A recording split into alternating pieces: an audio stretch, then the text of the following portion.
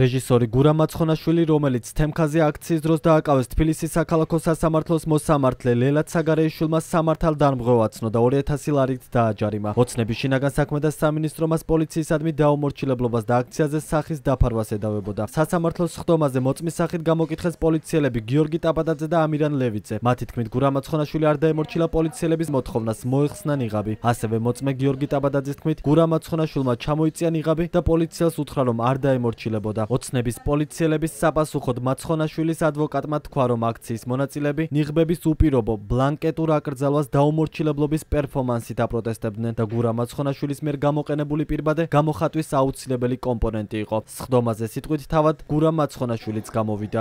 შინაგან საქმეთა სამინისტროს წარმომადგენელი ჩემთვის თავისთავად არალეგიტიმური წარმომადგენელი, იმიტომ რომ არ ვაღიარებ პარლამენტს, არ ვაღიარებ პარლამენტის მიერ დანიშნულ მინისტრებს შესაბამისად. ის მოტივი, რომელიც თქვენ გაინტერესებთ, არის სწორედ ნიღბებთან დაკავშირებული.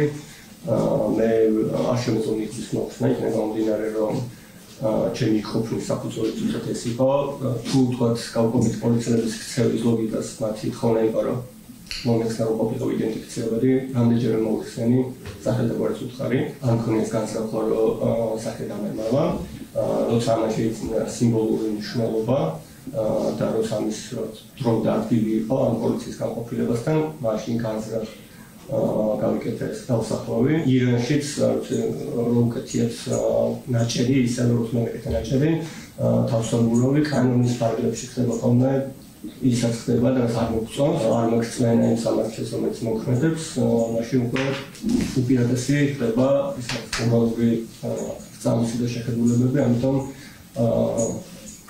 ზუსტად იგივეს გავაკეთებდი იარაღებრივ სიტუაციაში, იმიტომ რომ მნიშვნელოვანი მგონია თანმიმდევრობა ჩვენი მხრიდან. გურამ მაცხონაშვილი და კიდევ 5 ადამიანი 18 იანვარს თემქაზე საპოლიციო რეჟიმის წინააღმდეგ მარშში მონაწილეობისას დააკავეს. 4 მათგანი გუშინ გაათავისუფლეს.